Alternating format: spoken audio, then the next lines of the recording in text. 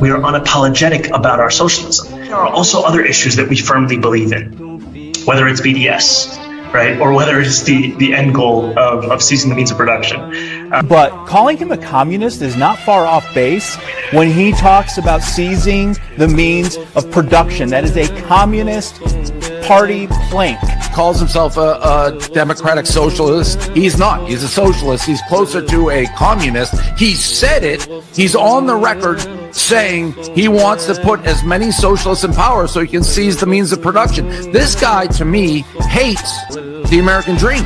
He hates what made this country great. You really think that Zohran Mamdani's rewarmed Cuban-style socialism, where the government runs grocery stores, is going to bring down the price of food? Of course it won't. It's not about that. It was never about that. And Shankar, I just want to say my opposition to him has nothing at all to do with Israel or his faith. It's nothing. It's to do with his Marxist ideology. This is a guy who wants to defund the police, who wants to get rid of billionaires, doesn't believe they should exist, who said that his end goal is to seize the means of production. I mean, that makes Bernie Sanders sound like a moderate, and then turns around and defends the phrase globalize intifada. And he puts these videos out online of him eating rice with his hands, which, by the way, is not something that Americans do.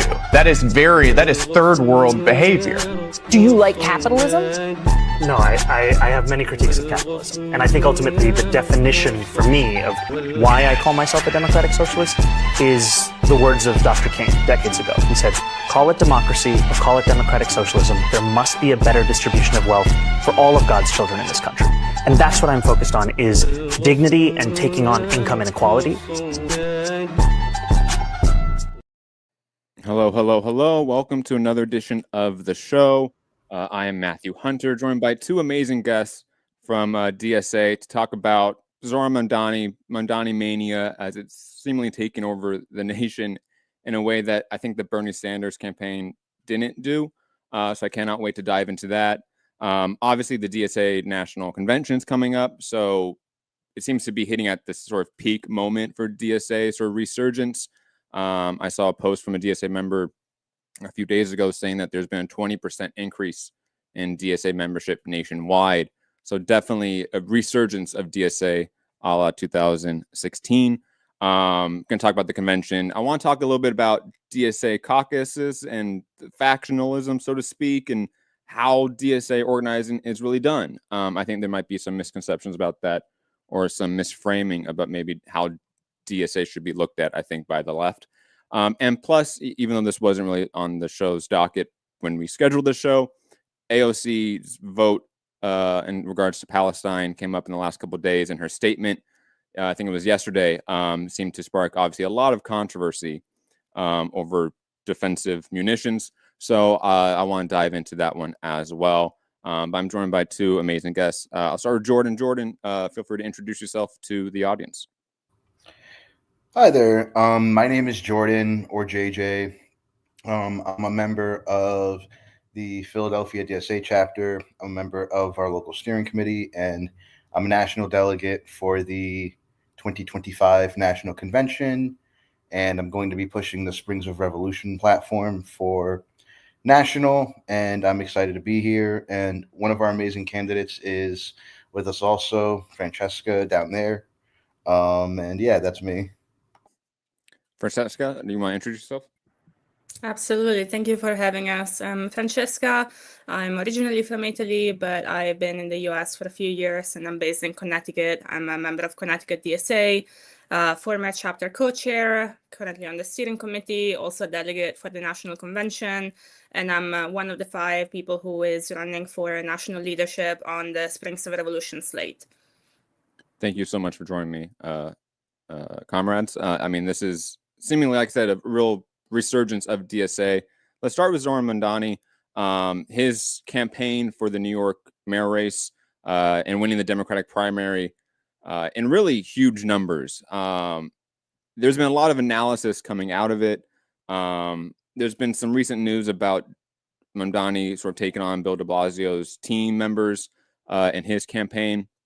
And obviously the narrative, or sort of the debate within the left, especially on the online sphere, has been that Mamdani is like an AOC, who we'll get to later, somebody that is really potentially not tied to DSA's organizing as much as people want it to be, and may not be beholden to DSA's political line once he's in political power.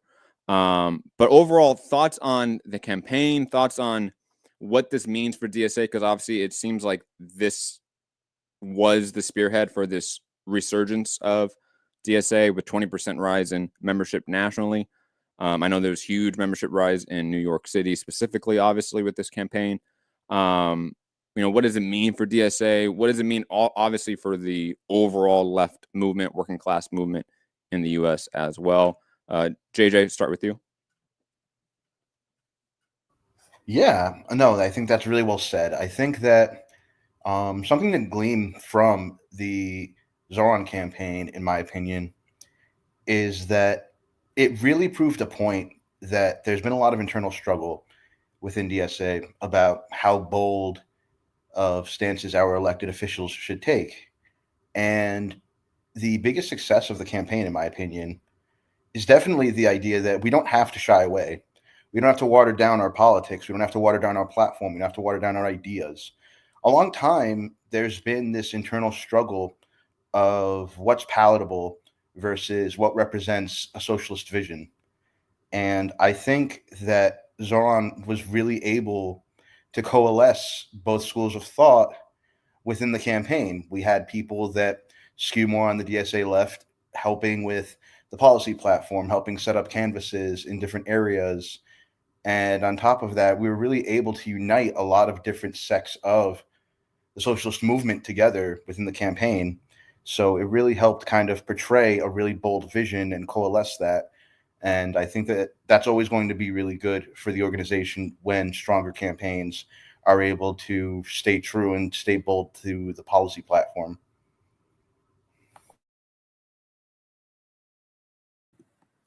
I would add one thing, building on what JJ was saying, which is that, and I think Jordan, you kind of like hinted at it, but I'm gonna like go right in, which is that I think, for a very long time, Palestine was considered this taboo, in US politics. It was sort of like the death touch for an electoral campaign. It was something that even within the socialist movement, there was really hot debate about how much could we really afford to talk about Palestine? Like, how much could we afford to be principled on that issue? How much could we afford to put it at the forefront of a campaign, but also like the work that a DSA chapter may be doing? Does this hurt our relationships with other organizations? Does that attract too much media pile-on? Does that hurt our chances electorally? And of course, the answer is a lot of times yes. Like, Palestine does become, a point of attack because the mainstream US system is completely bipartisan on supporting the genocidal state of Israel. And so we know like tons of AIPAC money has been poured in defeating candidates that often are not even really pro-Palestine. They really just are slightly better than the opposition, right? But I think what Zohran's campaign showed is that if somebody takes like a genuinely principled stance on Palestine, it does help excite, even chunks of the left, or even chunks that, normally like may not get excited about electoral campaigns. And it also does help politicize and activate chunks of the community that normally don't vote because they don't see themselves represented. I mean, I think it's really significant how much Zohran was able to campaign by connecting with mosques, for example, by connecting like with chunks of like the electorate that normally don't really vote.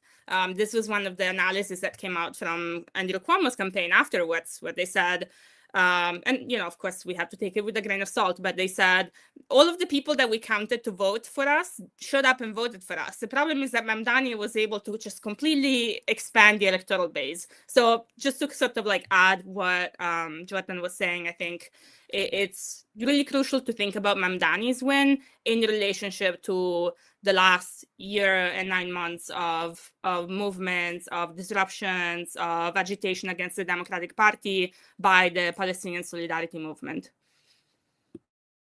No, absolutely great points. I mean, Mamdani campaign with the rhetoric it had, it would be impossible without the struggle for Palestinian liberation we've seen and the resultant genocide we've seen in the last 2 years, and the student intifada movement as well domestically.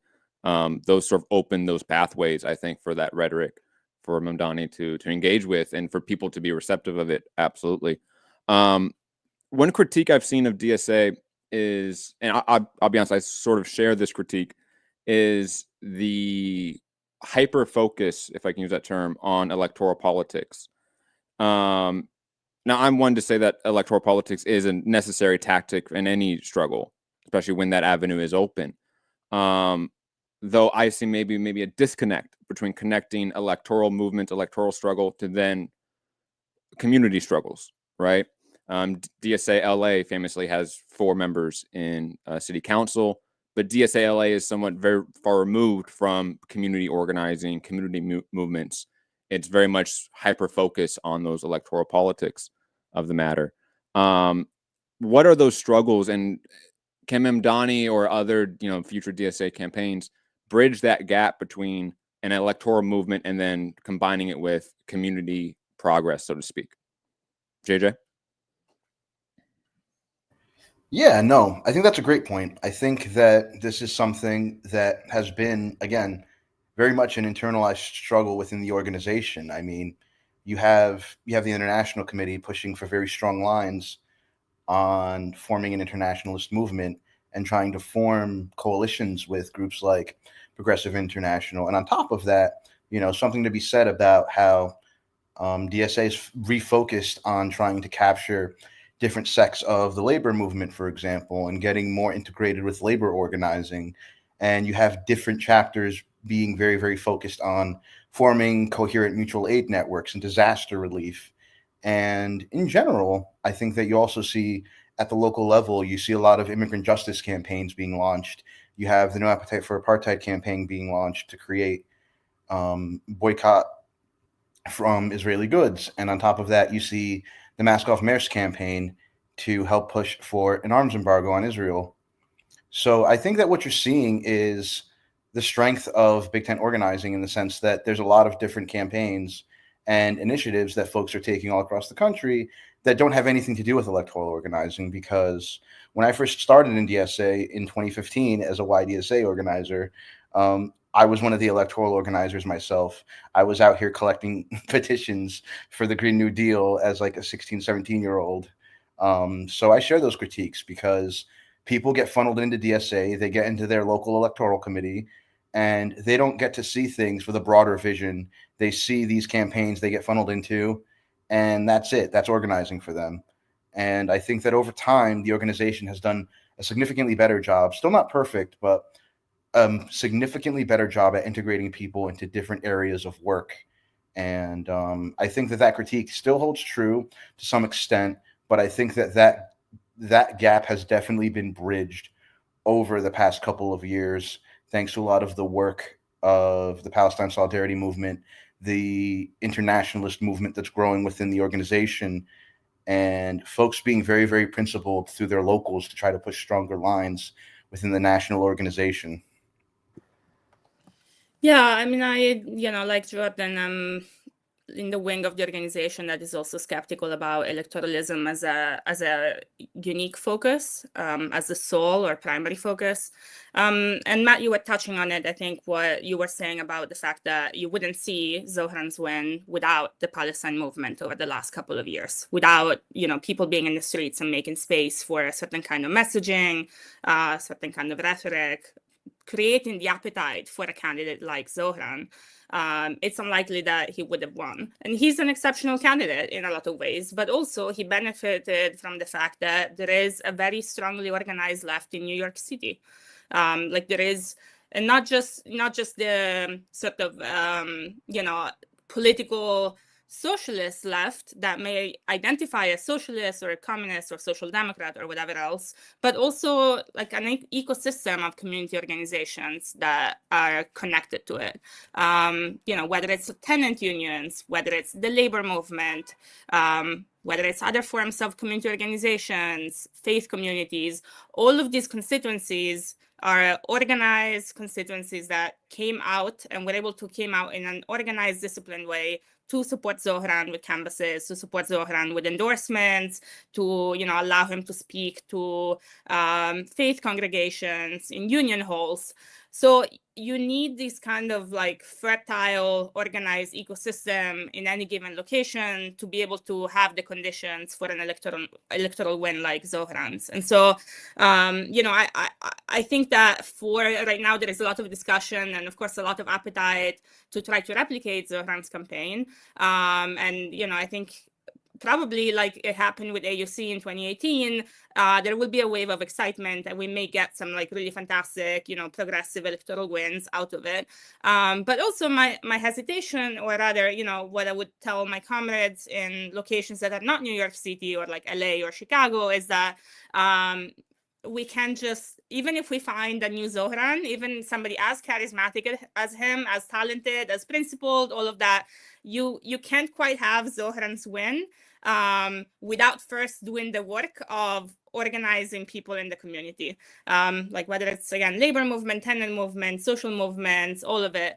That is the organized base that allows for a win like that. And so I think that that's what a lot of other chapters, of course, like places like Los Angeles or New York City, they benefit from a social milieu that is already organized, where there are already strong community organizations. But I think for a lot of us in other parts of the country that are not hubs of organizing, hubs of the left, that don't have like that kind of like, rich urban fabric and history of neighborhood associations, our task is to create that, to be able to make the space for campaigns like Zohran's to be possible.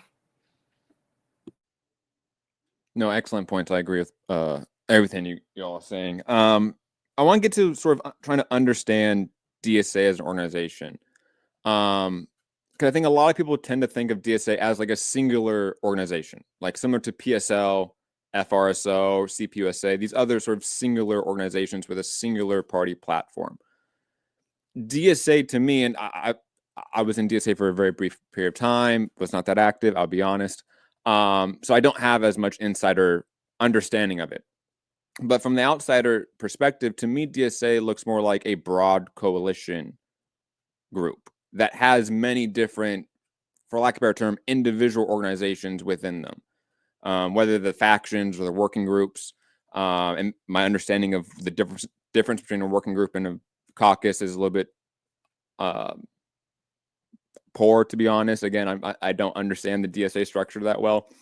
But to me, it looks like it's more of this broad coalition where there's tons of different schools of thought, tons of different sort of, again, groups that are coming together under this sort of umbrella banner of DSA. And maybe that wasn't the case when DSA was first founded by, great old Michael Harrington. But today, that's what it seems like it is, that it's really a coalition group. Because when I'm working with, my community self-defense coalition in LA with, 80 plus organizations, to me, that reminds me of a DSA meeting, where it's like there's a lot of different schools of thought, a lot of different perceptions on how to do things, trying to get a common goal here with a loose sense of democratic centralism or accountability, let's say. So I just want to kind of understand, like, should people stop thinking of DSA as like a singular group, as a singular organization with a singular vision? JJ? I mean, this is something that has been a very hot topic of discussion within the organization, particularly over the last 2 years, is, do we want to do party building? Do we want to engage in a coherent, programmatic unity structure? And, depending on who you ask, that is either the biggest issue or it's one to tackle later. I think that, DSA is a big tent organization, and there are different schools of thought. There are people who are, kind of rad libs within the organization. And then you have people that are Maoists, that are third worldists. And I think that it really, in my opinion, it does make for long-term a stronger organization in the sense that it requires a lot of discussion that isn't always the case in a lot of different socialist organizations. The problem stems from the fact that Without programmatic unity, you get instances where it's tough to come to a consensus on what the direction or the future of the organization is going to be. I do prefer the typical term of the Big Tent, of anybody within the broader socialist movement will have a place within DSA, because at the end of the day, the socialist movement is stronger when it's unified and united, and versus, having a bunch of like smaller splinter groups. But I personally do subscribe to the idea of long-term wanting, principles of party building, wanting to have a coherent national program long-term, and being able to have something that I can say, hey, this is what DSA believes in, and that's that. And, that's one of the things that is going to be talked about at the national convention. So I like the term Big Tent versus necessarily coalition-based, although depending on who you ask, there are a lot of different coalitions within DSA. But I think Francesca can talk a little bit more about things like the coalition. Yeah, just to give an example based on my chapter. So I'm in Connecticut, and we are one of a handful of statewide chapters, which means rather than have, a DSA chapter based in a city or in a county, we just have Connecticut DSA. That's just the whole state. Within our chapter, we have different local branches, though. So different regions or parts of the state may also meet separately as a branch. And then we also have working groups, which are basically, sort of committees within the chapter that work on labor, that work on housing justice and tenant organizing, that may run electoral campaigns. So depending on the working group, there may be a different focus.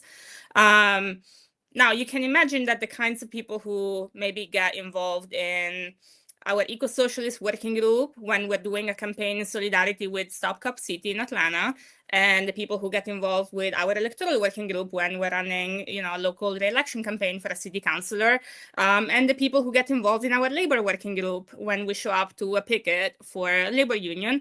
All of these are folks that bring different sets of politics, different sets of priorities, different experiences, different analysis. And so that's where, the organization is both very rich, because we're able to connect, having an elected on a city council with a tenant union in that area and be able to work together to pass an ordinance to protect tenants. And then, we're able to connect that struggle with a local labor union that might show up to support. And we're able to connect that with doing political education around Palestine. The fact that there are all of these different areas of work and that people bring in like different sets of politics and experiences makes it for a really rich environment where we can connect different struggles. We're able to sustain different lanes of work at the same time and have them also, collaborate and cross each other. But it also means that we get to disagree a lot, because there is no sort of like unified program that everybody must get in line and execute together. Like even when I was co-chair of my chapter, which was sort of typically a chapter will have two chairs that kind of, run the whole show, make sure everything gets done. And, we have meetings and we have internal democracy. I still could not tell all of my members, tomorrow, like we're going to go and do this thing all together, because there are 900 people and in my chapter, and each of them wants to do something different. And we have to actually like kind of litigate it and sell that vision to people, because we don't have the kind of, democratic centralism to be able to get a leadership body to say, everyone go do XYZ. Everything gets like debated and litigated and voted on and discussed, and then people, execute it if they believe in the vision behind it. So that's at the local level. And then to kind of complicate things nationally, there are factions, which we call caucuses. And caucuses typically come together around, either shared politics or often sort of like a shared programmatic vision for what approach to organizing, what strategy the socialist movement should take. And so caucuses, sometimes they're local, they're mostly based in one chapter or in one region. Sometimes they have a national scope, and so they involve people from different chapters all across the organization. And typically caucuses are the bodies or the organized factions that may push for a particular vision at the national convention or a particular vision within a chapter. Now, the vast majority of DSA members are not members of a caucus, so they're not part of an organized faction. But still, they may engage with factional politics in the sense that they may feel closer to one strategy or another that's being proposed. And so, in that sense, I think that I agree with Jordan that I think that the kind of term big tent is maybe more accurate, because organized factions are only a tiny portion of membership. But if we just look at those different organized factions, I do think that the idea that they kind of operate as organizations within the organization is correct, in the sense that, I think one of the things that people notice about DSA from the outside is that we kind of struggle to speak with one voice sometimes. You may have different bodies in the organization that take different positions on the same thing, on the same political event, that may, struggle with each other, like within the organization. And I think the caucuses are act more like a kind of, what you may think of as a political organization. They have a political line, they come together to push it. Versus DSA, I think it looks more like a mass organization. Anybody can join. It doesn't require like allegiance to a particular line or a particular set of politics or approaches.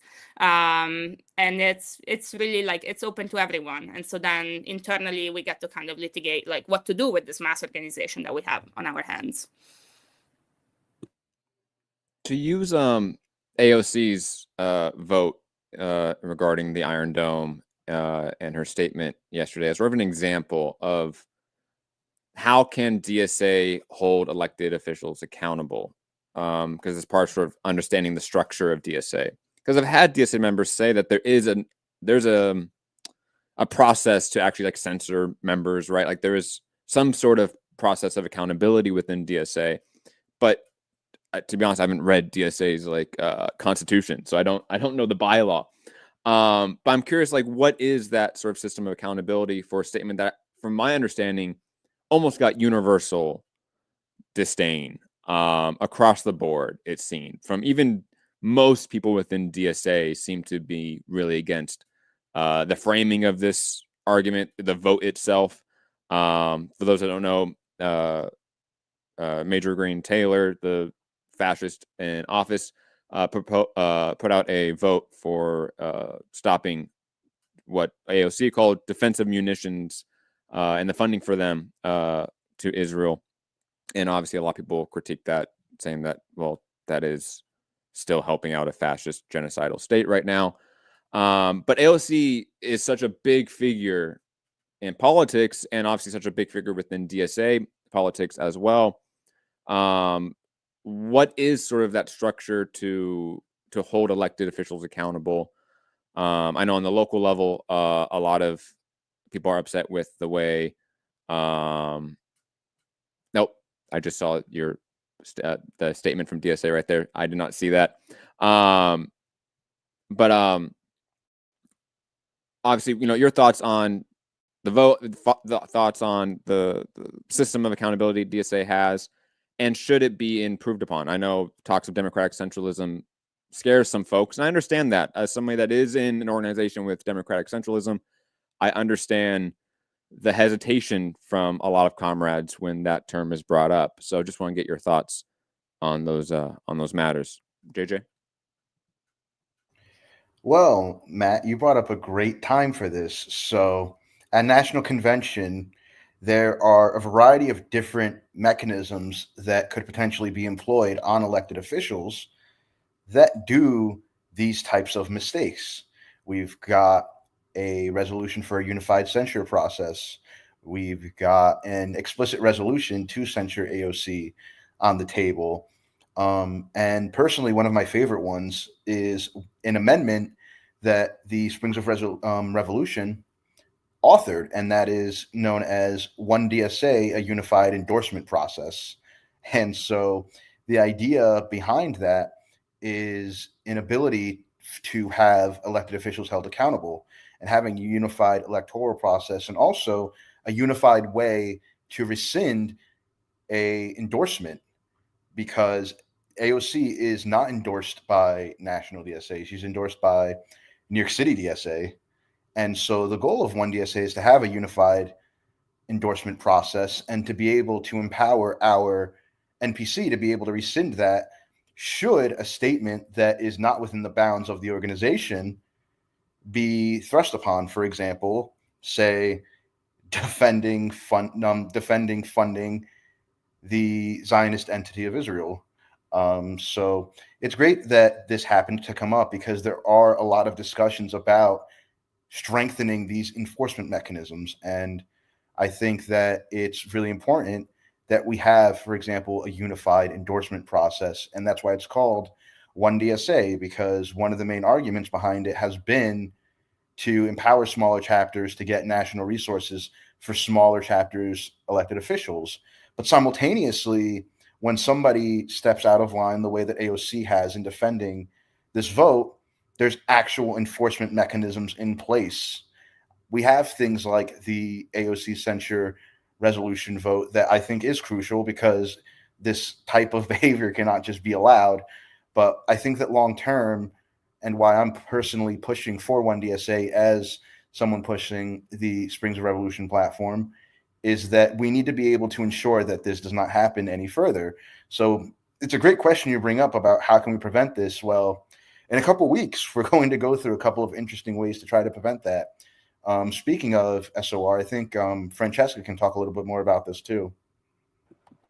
Yeah, absolutely. So right now we have a mix of carrot and stick mechanisms to be able to keep elected officials, close to the organization and accountable to the organization and to our platform.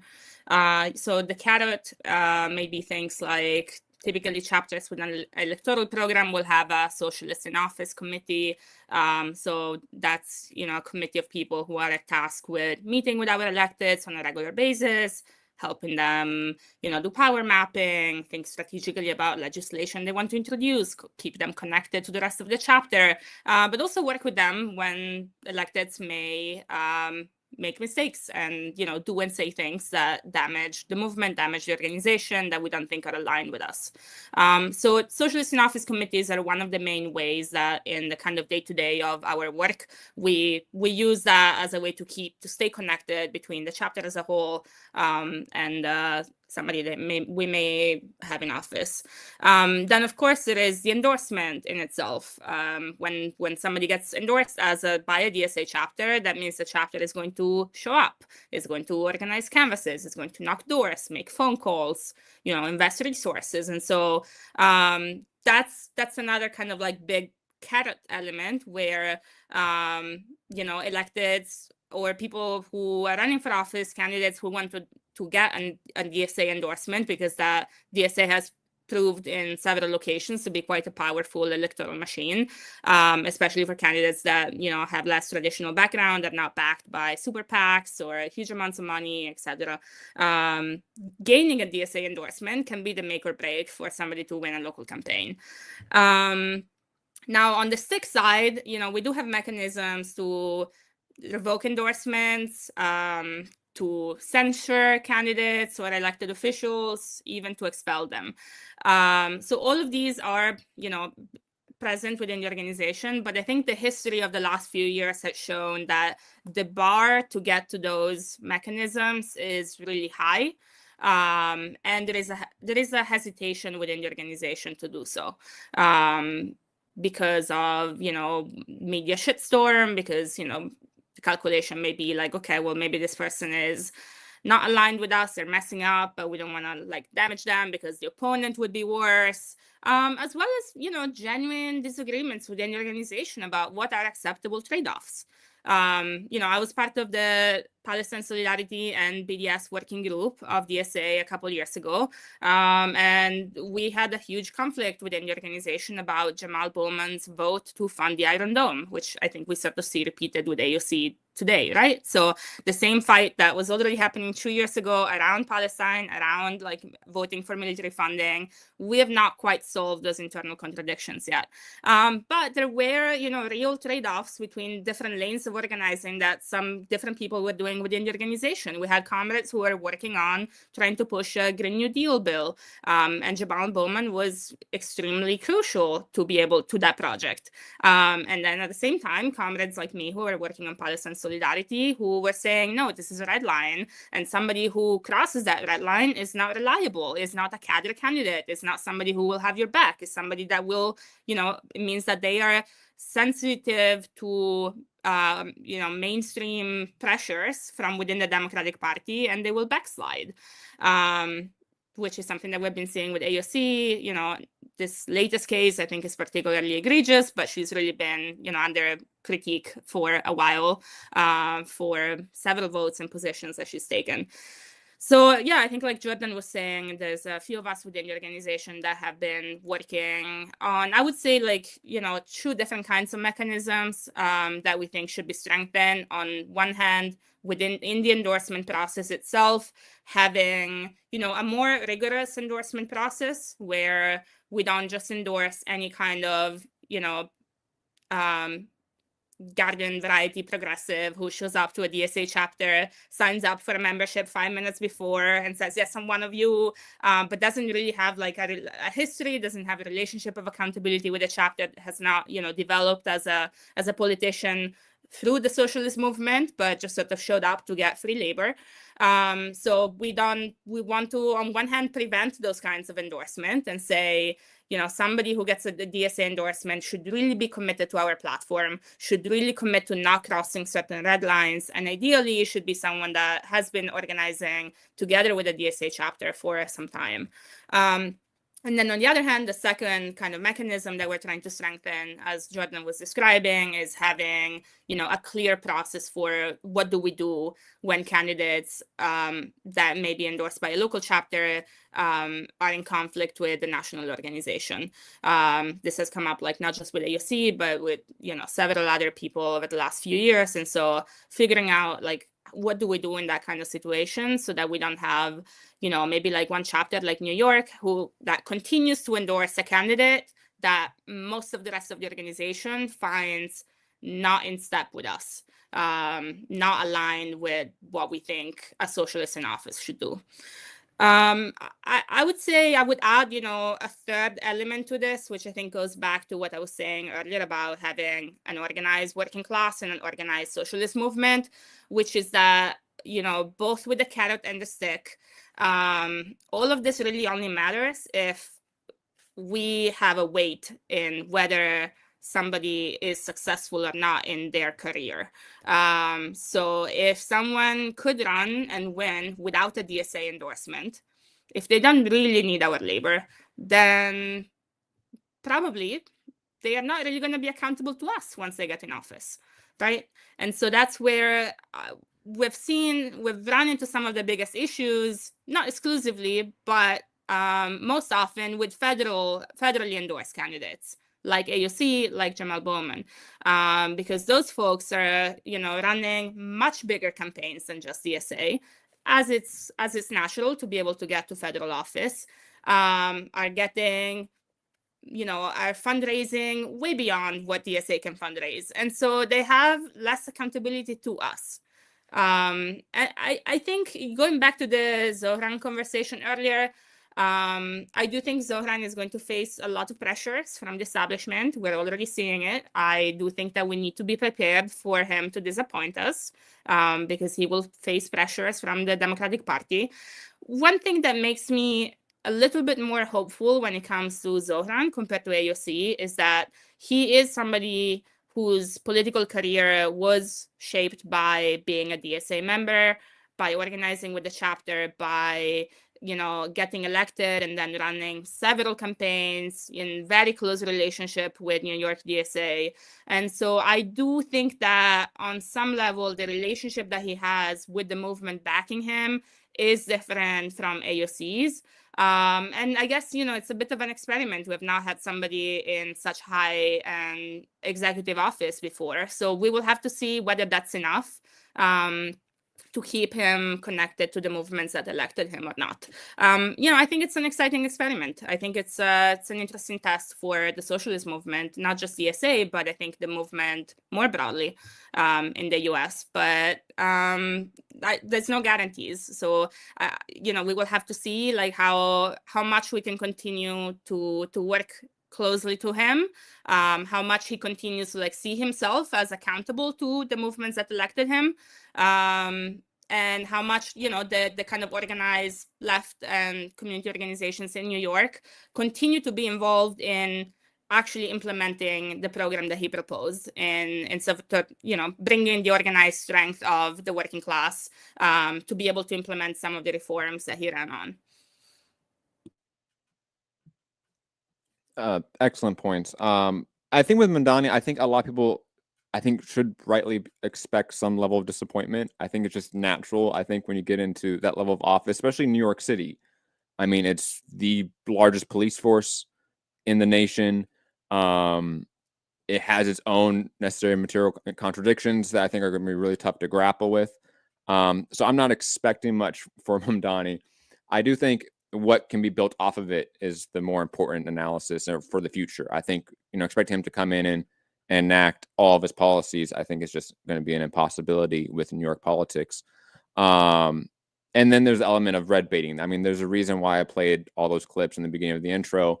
It's because even though Mamdani is not a communist, as a communist, I feel a level of solidarity that I should have with him as somebody that's clearly getting red baited. So there's a level of solidarity and a level of red lines that he can't cross, that there's the balance that he has to have. In regards to the national convention coming up, I know, JJ, you brought up a few amendments that are on the docket. What other sort of things should people be on the lookout for, things that could change DSA structure going forward?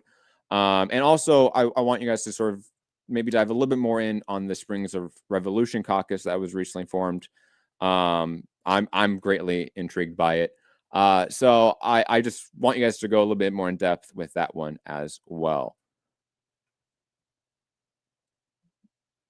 JJ? Yeah, absolutely. So Springs Revolution started as a multi-tendency formation. Definitely not a caucus. But the idea of it was to push really strong internationalist lines, and something that, to be honest, when I ran my own election at the local level, really influenced how I wanted to run, and that's a focus on internal and external reforms within DSA, both structurally and from an external lens. And that means, part of the platform is, for example, we're pushing for a fighting anti-Zionist DSA, which sets really rigorous membership and electoral standards, because we think that it's time for us to have Palestine as a red line to really iron out any type of Israeli sympathizing that might happen. And on top of that, we've also got a resolution to combat ICE and to fight state repression. And we've got another resolution to increase local dues sharing.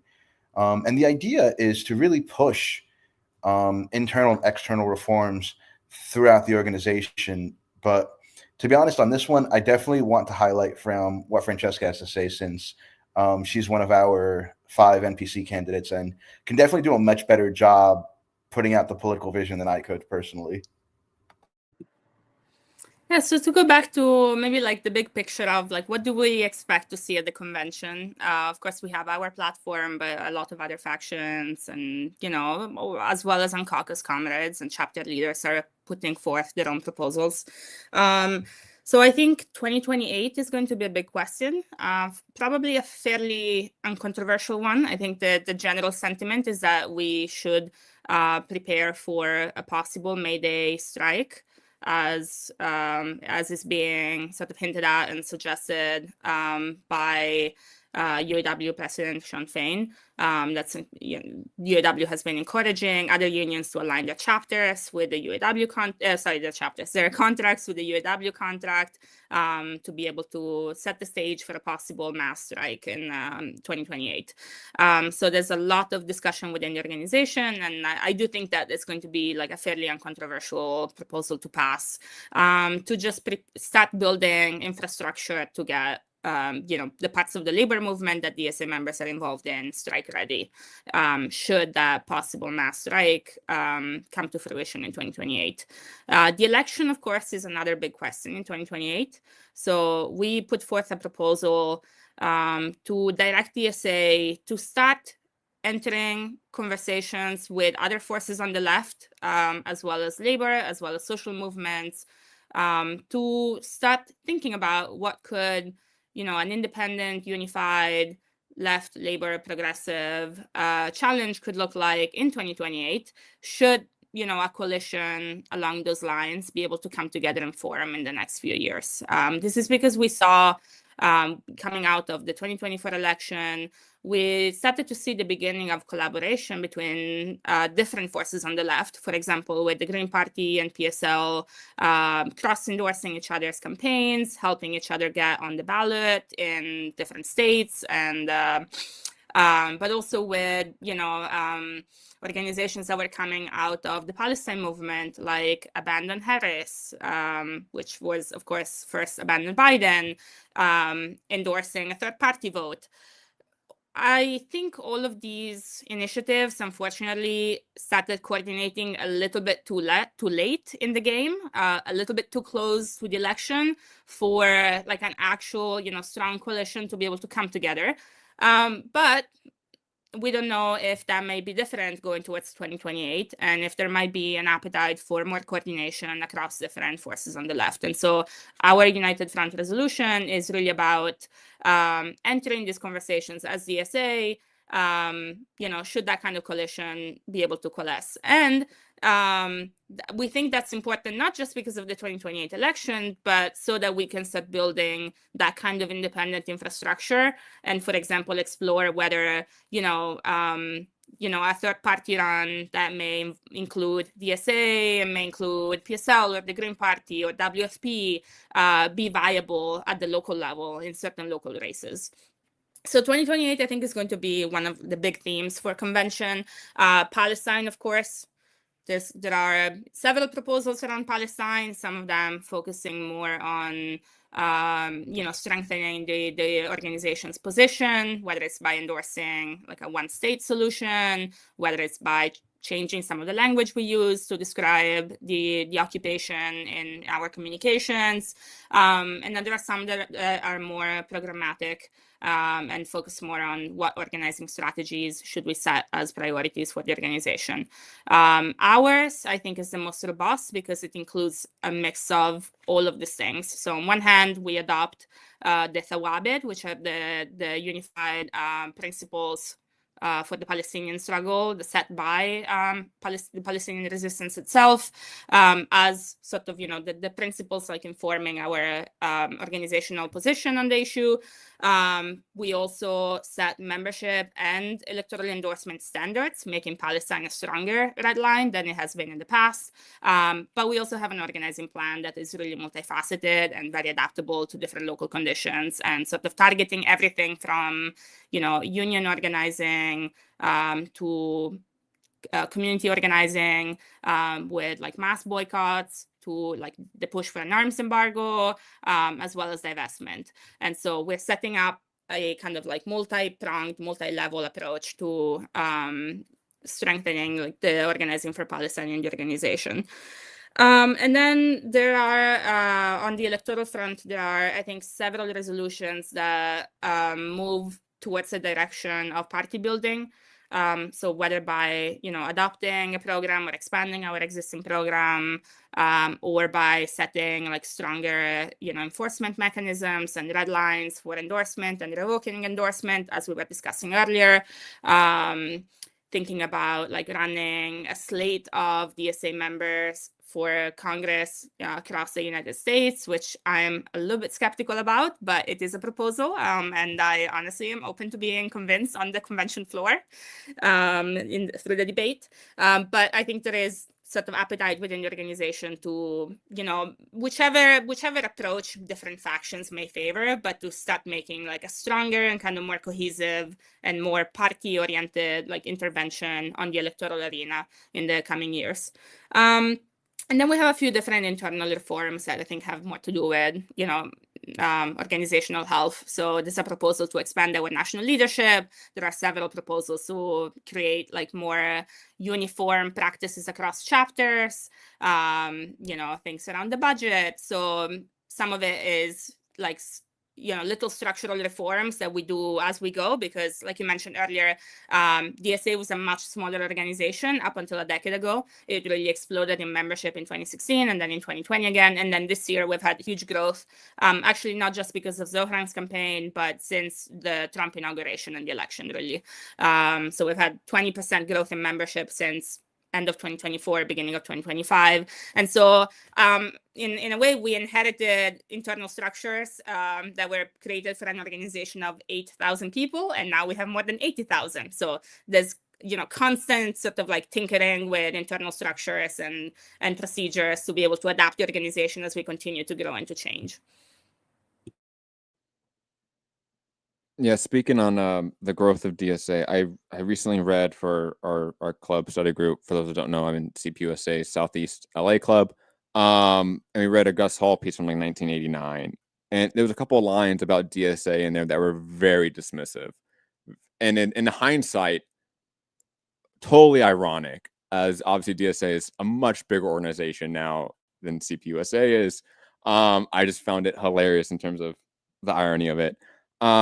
In terms of 2028, I mean, and from my local organizing, I know that's been another big thing. Obviously, we have the Olympics and World Cup coming here to LA.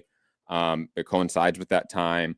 Unite Here Local 11 had a massive strike here in LA a couple of years ago, where their next contract negotiation is in 2028. So they've lined up with UAW. There's been a few other unions here as well that have done that.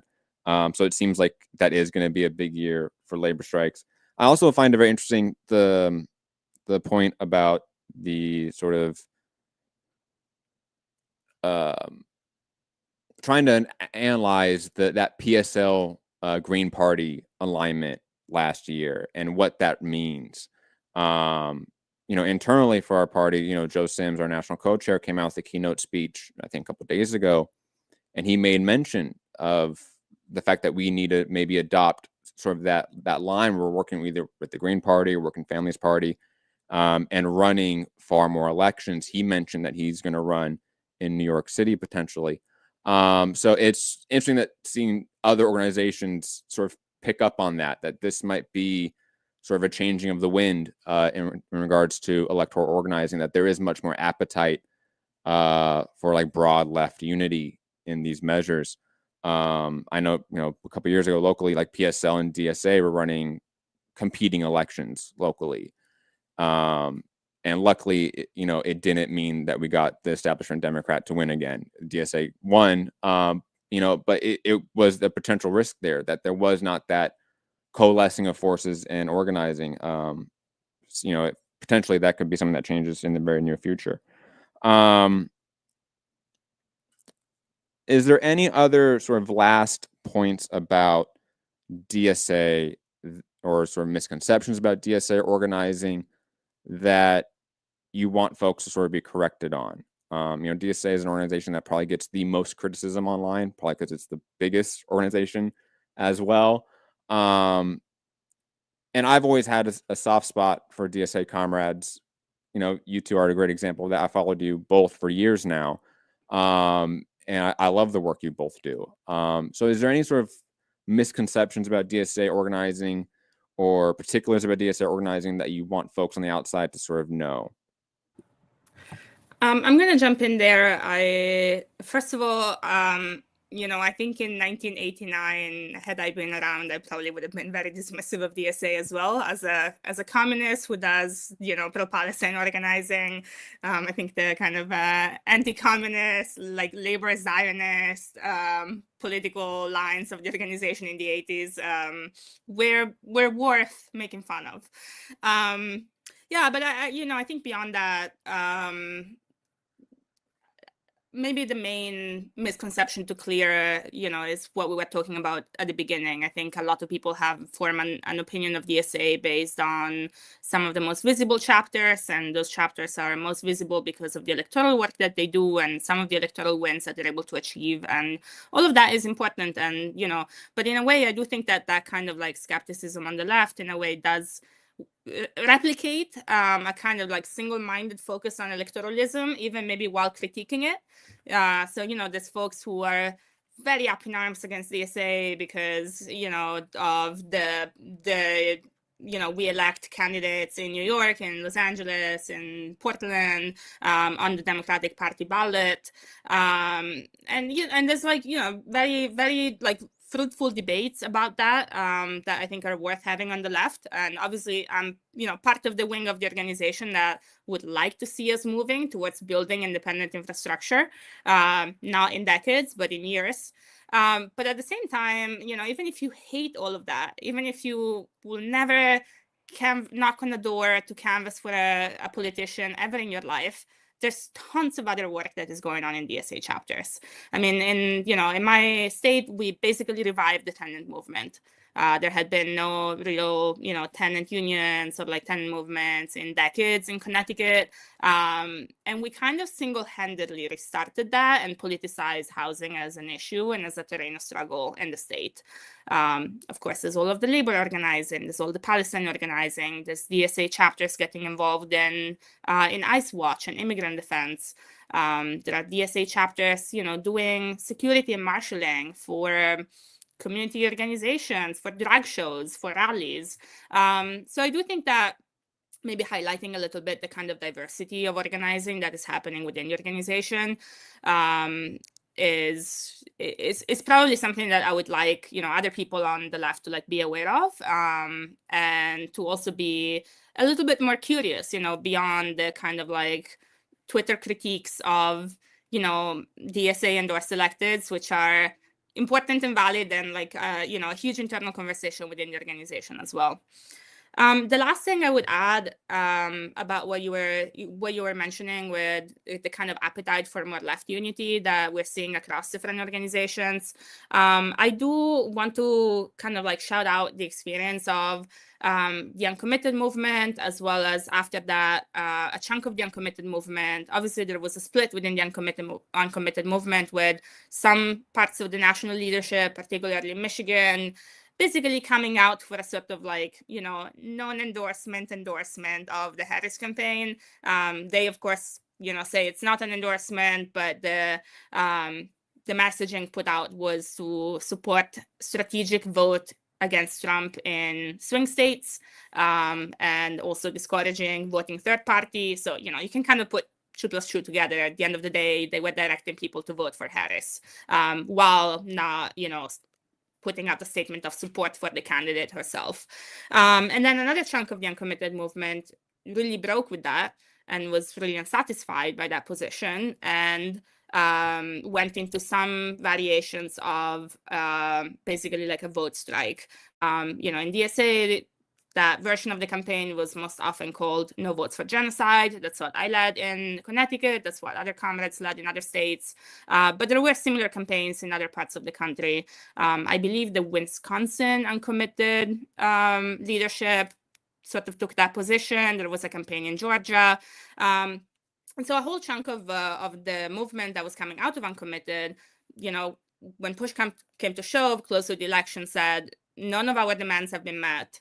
We are not going to vote for the Democratic Party, while the Democratic Party has not moved an inch on support for genocide. Now, I and many other comrades came out of that experience and being involved in both campaigns over the past year, and of course, the broader movement. The problem, though, was that while there was this huge, agitation against the party, while a huge chunk of the Democratic Party base, refused to vote for the Democratic ticket, while the Democrats lost 15 million votes in the general election, there was also nothing else to really turn all of these people to. Of course, a lot of the Arab and Muslim communities in Michigan particularly voted for Jill Stein and for the Green Party. There was but for the most part, what we saw was abstentionism. What we saw was just the Harris campaign lost 15 million votes compared to 2020, but the Trump campaign lost 3 million. What we saw was just even fewer votes in this election than normal. And the US, of course, is a country where generally a lot of people don't vote. And so where we're coming from with, trying to think about, is it time for the left to kind of unify and come together and start building infrastructure together, is that we need to build some kind of alternative so that we're not stuck in the same routine for every general election to, say, we hate the Republicans, but we also hate the Democrats, but we don't want to vote for the Republicans. And then having these internal fights about, should we just sit it out and abstain completely? Should we sort of, do a kind of tactical endorsement of voting against the Republicans? It's just such a sterile, unproductive fight every time. And what we want to try to do is try to build an alternative that people could actually turn to in these moments of agitation, in these moments when, a huge chunk of the Democratic voter base is actually turning away from the Democratic Party. Something I would like to say, if I could make if I had to say one thing, it's that the beauty of DSA, in my opinion, is if you are passionate enough about a particular organizing project, there is nothing stopping you from honestly saying, fuck it, I'm going to do it. I remember when I first joined the Philadelphia branch in 2023, a little before October 7th, we had no defined line on Palestine. And over the past year, 2 years now, we were able to push our own anti-Zionist resolution. We were able to create our No Appetite for Apartheid campaign. We were able to pass our Mask Off Maersk campaign. And we were able to really help highlight Palestine solidarity as a key organizing issue within the Philadelphia chapter. And the beauty of that was, our local left-wing contingent in Philadelphia worked really hard to make all of that happen. And it's one of those things where you saw all of these groups of people that don't historically always get along, and everybody worked together to make that happen. And I think that that's really one of the bright sides of being in a pig tent organization, is you find people who, even if it might just be one singular issue, you're able to coalesce together and organize internally to set lines, to create campaigns. And I think that that's honestly one of the most beautiful things about the organization. And it's something that I think is one of my favorite parts about being in Philadelphia DSA, and I want to see it brought all across the country, is that we have the freedom that if we want to go after a particular issue, a particular campaign, we can do it. And that's something that has always really stuck out to me about the organization, is that if you organize within your community, within your chapter, you can definitely get wins. You can get meaningful change if you're able to organize people. I think at the grassroots level, that's always going to be the case. And it's the freedom to be able to do that more than anything that's always really struck me in a way that I don't always see in other organizations. And that's honestly my favorite part about it, is working with people that might be passionate about something and making things happen. Great points. And I definitely echo the sentiment of we saw mass sort of political apathy in the last election. And there is still sort of this, especially nationally, locally there might be, it might be different cases, but nationally there is not that infrastructure for people to be funneled into for that alternative system, right? Locally that seemed to be developed in LA and New York, maybe Chicago, maybe a few other places. But that national infrastructure is still not there. And that's a big concern for me, especially with what's happening, in LA with the the ICE raids and everything going on, the amount of infrastructure we've developed in the last 6 to 9 months has been astounding. But to sort of your point, Francesca, about New York, like LA also has a huge labor movement. It also has decades and decades of class struggle, racial struggles in the city, community organizational struggles that has built into this moment where, 2,000 organizers can get together and work, do nonstop work for 24/7 for almost 2 months. That's hard to replicate everywhere. Not everywhere has that infrastructure, but it's desperately, desperately needed. Before we head out, I want, if you can, to highlight maybe a local struggle that's happening right now for you both respectively, Connecticut and Philly. And just one last question for Francesca, because you mentioned how big Connecticut DSA is, so to speak. I know for our party, Connecticut's also a big area for us. We have a lot of clubs in Connecticut. It's one of our biggest state, so to speak. And for someone in LA and California, I just don't know how that's possible. Connecticut seems so small and you don't hear about it, but it's obviously this huge, vibrant socialist and working class movement there where multiple organizations have big presence there in the state. So I want to sort of understand that. What is it about Connecticut too that has led to these mass movements and mass organizations having a real solid presence in that state comparative to others? That's a great question. Need to chew on it a little bit. In terms of local struggles, so, of course, immigration is a big one right now. So, within the chapter, we are both strengthening our relationships with the immigration movement.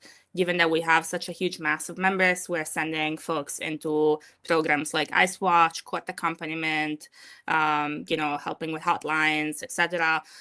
But we also got involved very early on in the boycott of Avelo Airlines.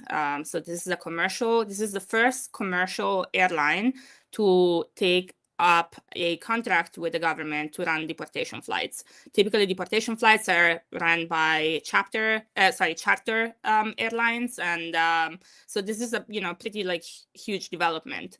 And Avelo has several hubs, cities where they operate most of their flights out of around the country, and New Haven, Connecticut is one of them. So the New Haven Immigrant Coalition, which DSA is part of, launched a boycott. As soon as the news came out, it went really viral, really fast, and now the DSA International Committee helped connect the Connecticut chapter with other chapters around the country that also have local Avelo hubs to be able to mount a joint boycott nationwide, together with other organizations, of course.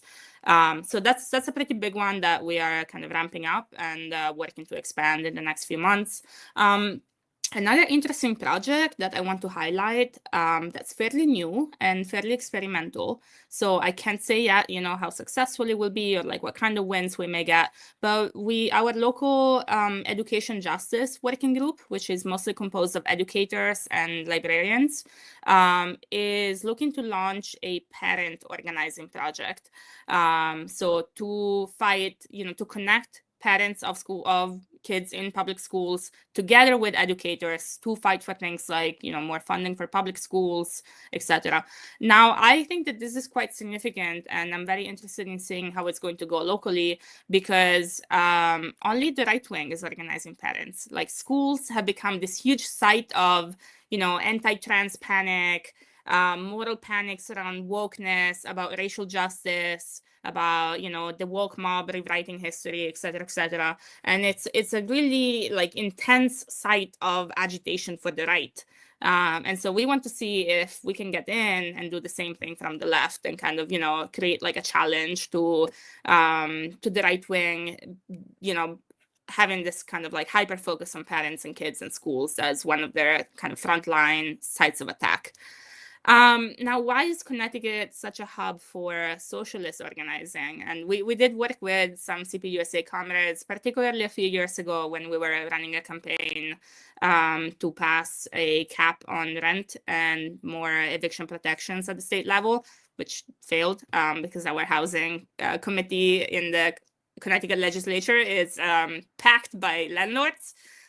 who surprisingly did not like our platform. But the campaign was very positive and did bring together CPUSA, DSA, a couple of local Trotskyist organizations, and PSL. And it was DSA led, but we all canvassed together and showed up together for the mobilizations.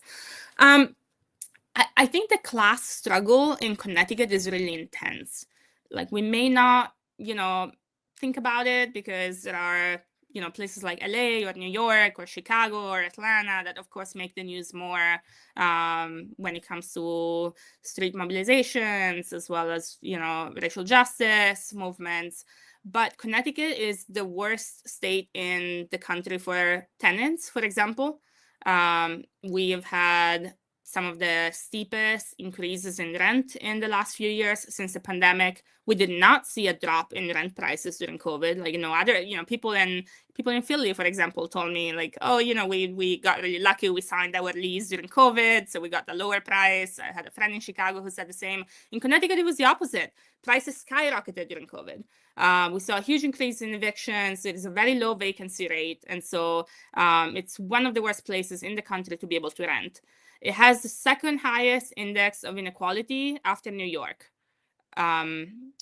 Particularly the county of Greenwich in Connecticut is the wealthiest county in the entire country. But we also have urban areas that are extremely underfunded, extremely poor, post-industrial towns that are mostly depleted, that don't really have, any kind of like economic catalyst to keep them afloat. And it's also one of the most racially segregated states in the country. There's a few cities where people of color are concentrated, and you leave those cities, and the redlining and the zoning and the racial segregation that those sort of like, legal measures like are intended to protect is extremely intense.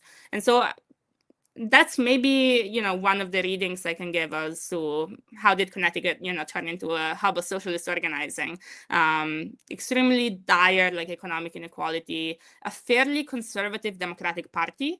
And I think because the Democratic Party is so entrenched in Connecticut, there are, of course, like, all of our congressional delegation is composed by Democrats. Democrats, win the governor race. They are a majority in the state house. They're a majority in the Senate. They control most of the local cities. That means that there's a lot of Republicans that run on the Democratic Party ticket, because that's the way you win in Connecticut, right? Like, you have to get to be on the Democratic side of the ballot line, but you don't actually have to act like a Democrat. You're kind of guaranteed to win just because you can get the Democratic Party endorsement. And it's extremely hard to challenge people in primaries in Connecticut. It has also some of the most narrow laws when it comes to primary challenges.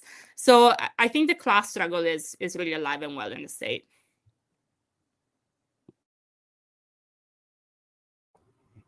If I were to pick a local struggle in Philly to really highlight, particularly as time goes on, I think the biggest struggle that we've got over the next year is the mass militarization of the Philadelphia Police Department. I think is going to be the big one. They just got upwards of like a $20 million budgetary increase. On top of that, we just had a police officer just get basically 9 months of parole for murdering a local person of color. And on top of that, this has been ongoing for the past couple of years, is that they're not being punished for it. And in this particular instance, a judge actually went against the recommendation, like the recommended minimum sentencing, solely off of basically, the police officer was great, so I'm going to give him a pass, a slap on the wrist. Basically, the one punishment that was given was he can't be a police officer anymore.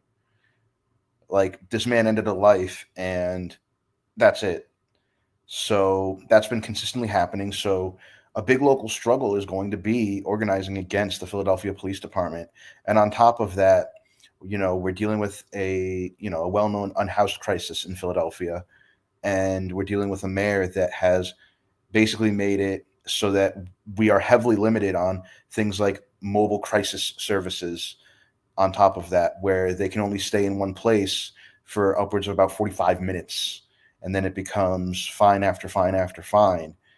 And there's a program where they basically forcibly institutionalize folks that are unhoused in this program. And they do these sweeps of unhoused folks. And that's been fully endorsed and brought on by the mayor.